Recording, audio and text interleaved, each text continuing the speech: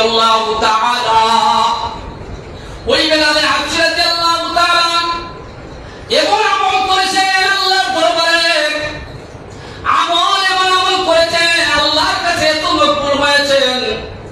এক সময় আল্লাহর নবী মুহাম্মদুর রাসূলুল্লাহ সাল্লাল্লাহু আলাইহি ওয়াসাল্লাম সাহাবীদের পরামর্শে হযরত বেলাল হাবশী রাদিয়াল্লাহু তাআলা নুকে মুয়াজ্জিনের দায়িত্ব থেকে অব্যাহতি দিলেন, আরেকজনকে দিলেন মুয়াজ্জিনের দায়িত্ব।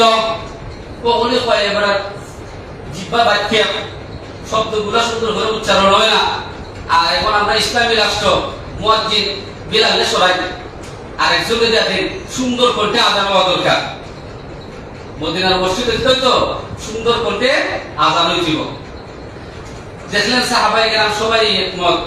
আল্লাহ রাসূল সাল্লাল্লাহু আলাইহি ওয়াসাল্লাম বলেন, বেলাল বাদ দাও, তুমি আযান দিও না, আযান দিব না বন্ধুরা। তো আরেকজন সাহাবী খুব সুন্দর কণ্ঠ, উনি আযান দিলেন ফজরের আযান। জিবরাইল আলাইহিস সালাতু ওয়াস সালাম এসে আল্লাহর নবীর কাছে বলেন, ও বিশ্বনবী মুহাম্মদুর রাসূলুল্লাহ সাল্লাল্লাহু আলাইহি ওয়াসাল্লাম, আজকে কি মদিনার মসজিদে আযান হয় নাই? আযান দেওয়া হয়েছে না? ফজর তো আযান দিল আরেকজনে, কিন্তু জিবরাইল এসে কয়, আজকে কি মদিনার মসজিদের মধ্যে আযান হয় নাই?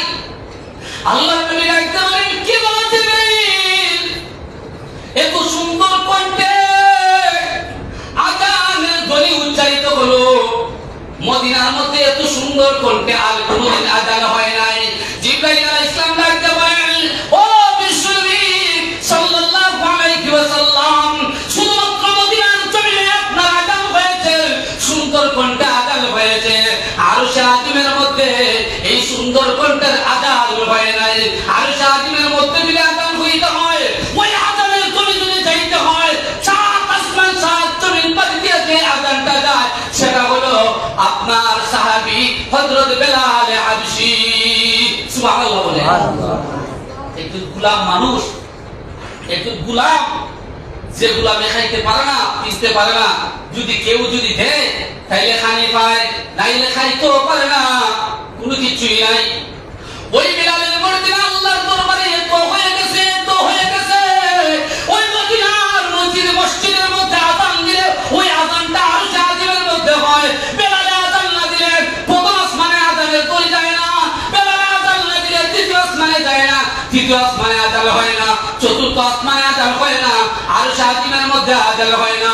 আরশে আজিমের মধ্যে যদি আযান যদি হতে হয়,